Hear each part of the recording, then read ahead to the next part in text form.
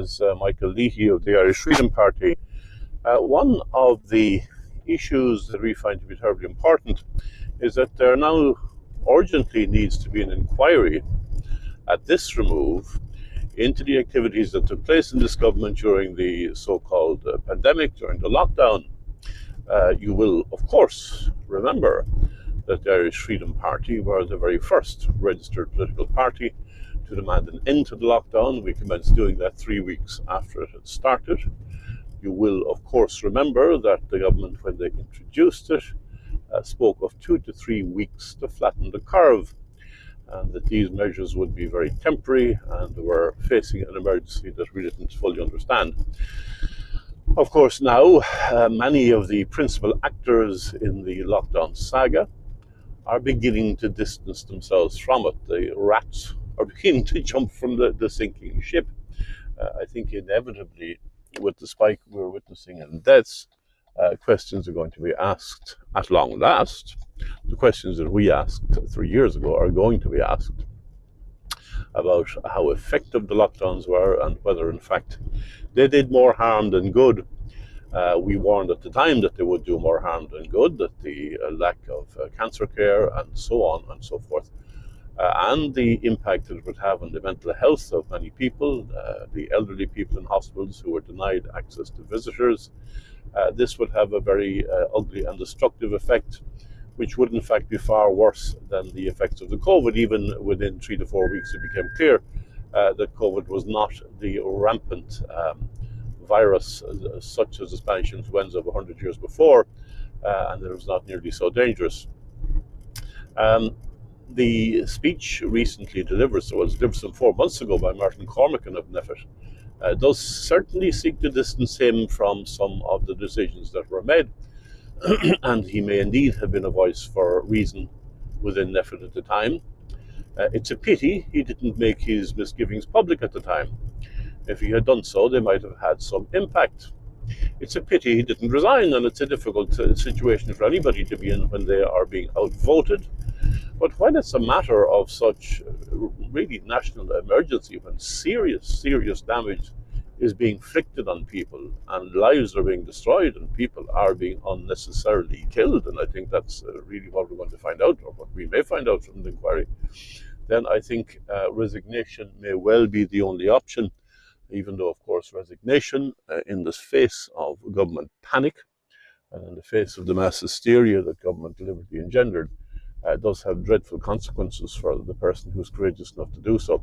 So I don't want to condemn Mr. Cormacan for not resigning, but if he had certainly made his misgivings public at the time, they might indeed have had an impact. But the reason that we would seek an inquiry at this stage is not because we want to hang anybody or to gain any political advantage. It's primarily to ensure that the same mess doesn't happen again. And we really need to look at our systems, our governmental systems, our legal systems, our media systems, and our medical systems to see what went wrong. Why was there this coalescence of people around what is now increasingly becoming seen as a false narrative? And will this happen again? Is it happening again now when we see the spike in deaths?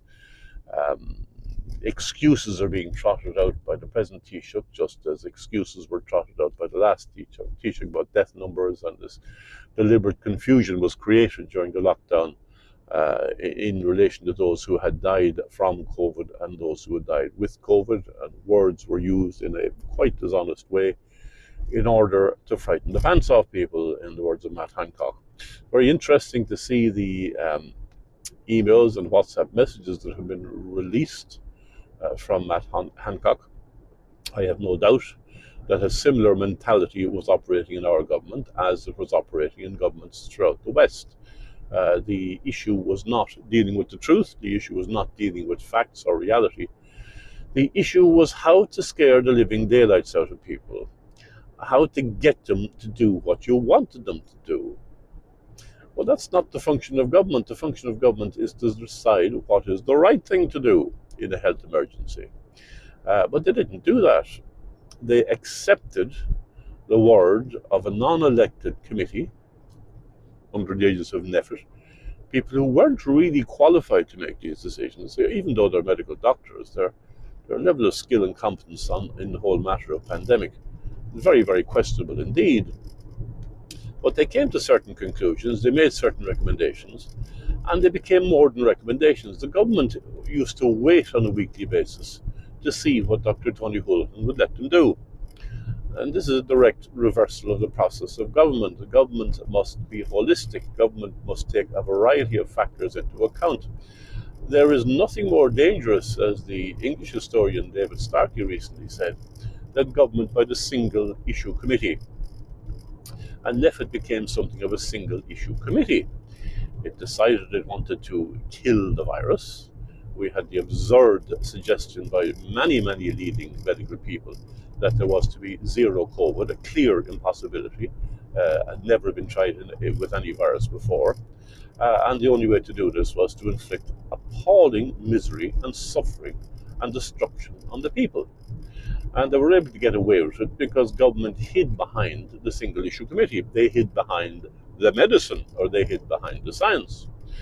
They did not do what government is supposed to do, and that is to take a holistic approach to assess all the factors that are at play, to assess the ramifications of the recommendations that are being made to them, and to come to a reasonable and balanced decision. I think government actually didn't want to do that, because when you make a decision, you can be held to account for it. And if you make a mistake in the decision, you may well be punished for it. But so be it. That comes with the job. That's the job description. You are paid to make decisions.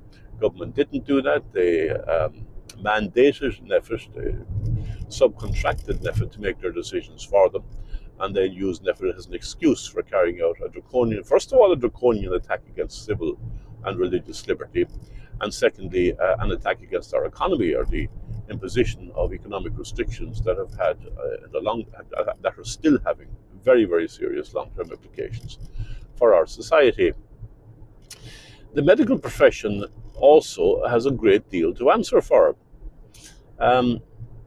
You may say about the medical profession that they are so estimable as individuals and so despicable as a collective. I think that was a term that Goethe used about the German people, which came prophetically through in the 1930s, but the same may well be said of the medical profession in Ireland. We all know our doctors are very, very conscientious people, by and large. They're very hardworking people, and they're very highly skilled people. But when they become a collective, well, something dramatically changes. The sense of ethics seems to go out the window. They seem to have a collective mentality. They seem to go with the herd. And the most disturbing thing is that people who do genuinely try to cure their patients are ostracized and isolated if they go against the narrative. We all know of several very conscientious doctors who spoke out and whose words have been proven to be correct, particularly against what happened in nursing homes at the early stages, but also in respect of the total absence of treatment for the virus when treatments were clearly available.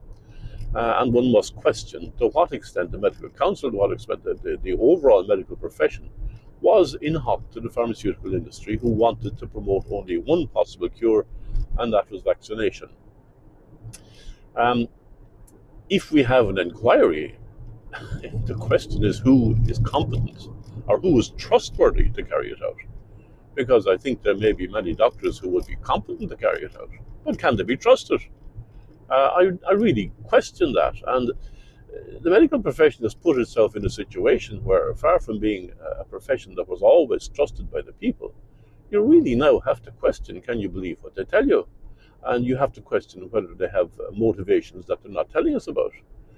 And when you have doctors, when you have people like Holohan issuing instructions which seemed to be geared towards frightening people, such as the absurd requirement for a 2-meter distance and mask wearing, was that really about medicine, or was it about playing psychological games with the public? Well, only an inquiry will show the answer to that, and I have a feeling we're not going to get an inquiry, and I have a feeling if we hand over an inquiry to the same old faces, then it's going to be a cover-up, because the medical profession have a lot to cover up. And there's a lot of people, very senior people in the medical profession, who made certain statements that, in retrospect, look to be very, very dangerous. and look to have done a great deal of damage.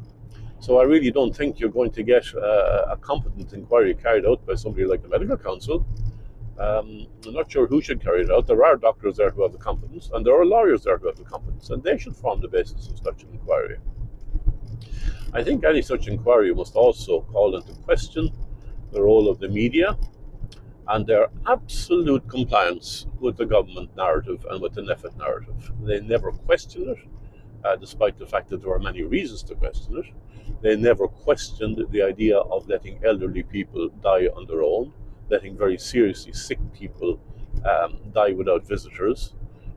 They never questioned the impact on children of not being able to go to school and seeing everybody having their faces covered in masks. We're now beginning to learn that for young infants coming into the world and seeing everybody covered in masks it retards their development in terms of their ability to relate to other people. That was obvious and was predicted and was stated at the time that this was a danger, but such misgivings were simply poo-pooed by the media. They simply ignored them. I am of the opinion that if you do not have a fair and balanced media, if you do not have a free press, then you do not have a democracy. Democracy cannot function without free, objective, and unbiased presentation of the facts, for the simple reason that people have no idea what they're voting for if the truth is covered up from them. But it's far more serious than that. When the media becomes bought and paid for by the government or by very powerful forces within the medical legal establishment, then they actively damage the interests of the people. It's not just that people are unable to make proper decisions about democracy, which is the case, but the media actually creates a situation where enormous damage is inflicted on the public by bad actors in business and by bad actors in the profession. So the question is, who can we get to conduct this inquiry? I think there should be members of the public. I think that we should look to the recent past and see those voices who were raising objections. Not all of their objections were right, but many of them were right, and many of them were very prescient. But most importantly, people who were prepared to fight against the narrative are people who have the ability to ask questions, and they're the type of people that we need to put into an inquiry. If there is an inquiry, you can be absolutely certain the government will try to make sure it is a whitewash. Another aspect that the inquiry must look at is the impact of the vaccinations on the present spike in deaths. It's not a proven fact, of course. The one thing that argues against the spike in deaths being caused by the vaccines is the fact that Sweden has a lesser spike in deaths than other countries. It has some, but nothing like the same extent, and does seem to be, insofar as you can rely on these figures, a highly vaccinated country. So that may point to the fact that the spike in deaths is due to the severe lockdowns, which of course Sweden did not engage in. That may be the case, but there is nevertheless very substantial evidence of adverse impacts caused by the vaccines. They must be looked at. We must stop dismissing these claims as conspiracy theories. We must stop using that ridiculous term, and we must try to find out what actually happened in our country. This is Michael Leahy of the Irish Freedom Party. We will fight to ensure not so much that the people who made these dreadful mistakes are held to account, though that's part of it, but that the same mistakes are not repeated again.